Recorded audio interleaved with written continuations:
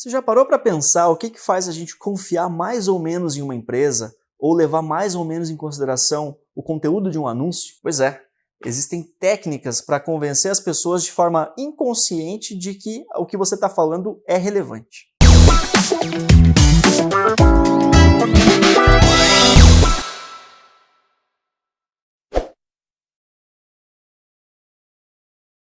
Fala pessoal, tudo bem? Sejam bem-vindos a mais uma aula do nosso curso Master Digital. Eu sou o César Lima e o tema de hoje é gatilhos mentais. Ah, cara, que legal! A gente chegou em um dos temas que eu mais gosto e que eu acho mais importante em toda a sequência de comunicação.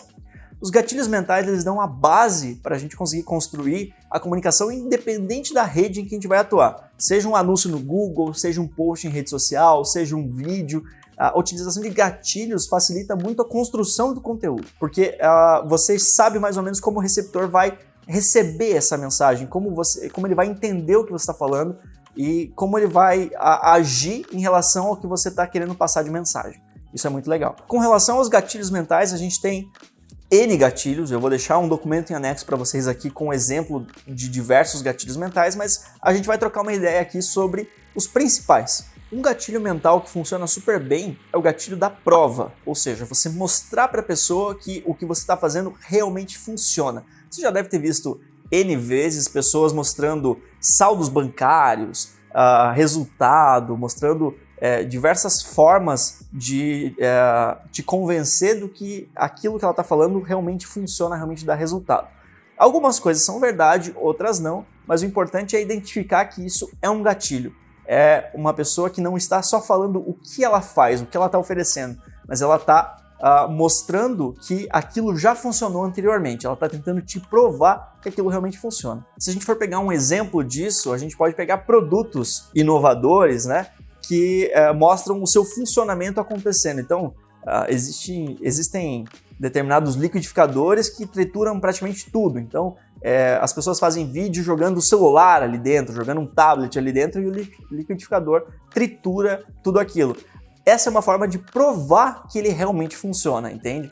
Além de ser muito engraçado, de ter um apelo de compartilhamento e tal. Um outro gatilho mental bastante utilizado é o gatilho da autoridade.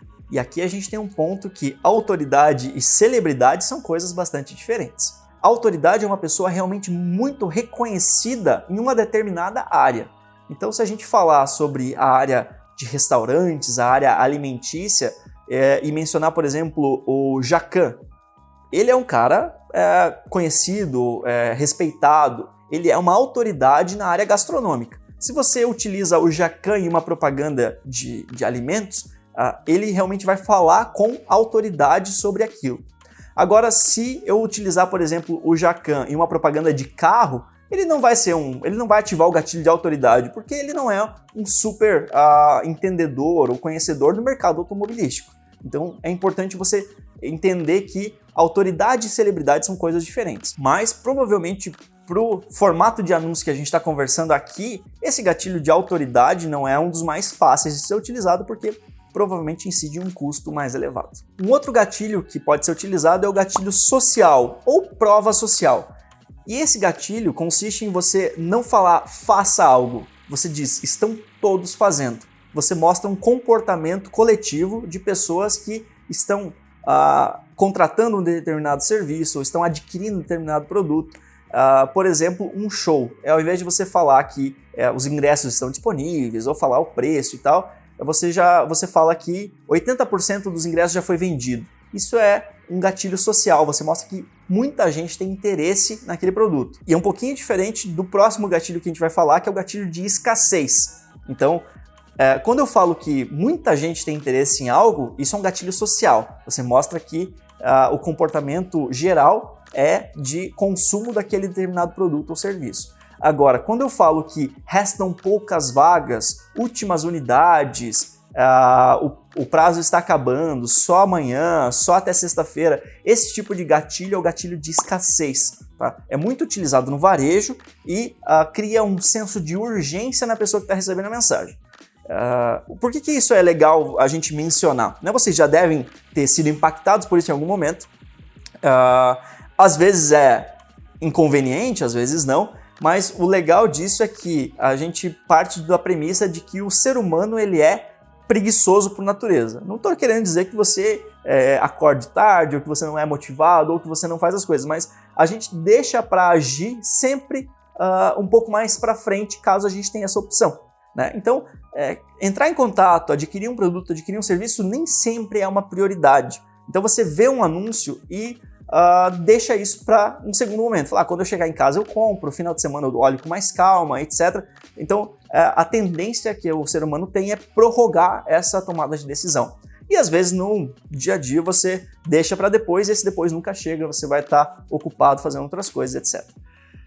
O gatilho de escassez, ele cria um senso de urgência, ou seja, a pessoa não tem todo o tempo do mundo para tomar aquela decisão. Ela precisa dedicar um tempo maior naquele exato momento. Então, quando você falar só hoje até meia-noite, 50% de desconto. A pessoa não pode falar, amanhã eu vejo, ou final de semana eu tomo essa decisão. Ela tem que tomar a decisão hoje até meia-noite. Então, aquilo vai gravar na cabeça dela e vai acelerar o processo de decisão. Você vai tirar a pessoa da inércia natural e vai fazer com que ela tome uma decisão o mais rápido possível. Por isso, não manter a venda de determinados produtos e serviços aberta o tempo inteiro é algo bastante eficiente. Quando você lança em lotes, quando você abre período de venda do dia tal ao dia tal, quando você coloca um limite para uma determinada promoção, não quer dizer que o seu estoque é realmente limitado, ou não quer dizer que você não tenha capacidade de atender mais pessoas, mas você coloca um prazo para que a pessoa tome uma decisão e com isso você consegue acelerar o processo. Outro gatilho bastante utilizado na parte de criação de comunicação e que você pode utilizar também é o gatilho da curiosidade. Esse gatilho funciona da seguinte forma: clica aqui que eu te conto. Não, brincadeira, era só para gerar curiosidade.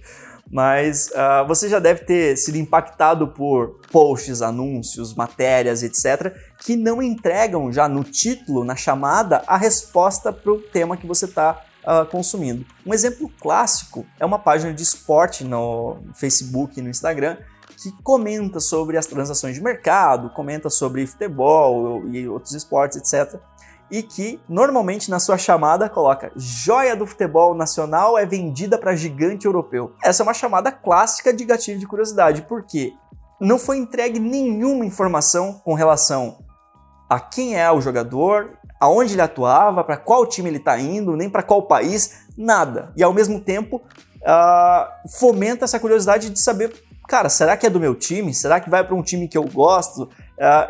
Entende essa questão de curiosidade? Isso faz com que a pessoa clique para ler a matéria. Nós temos uma tendência de ser leitor de chamada, leitor de título.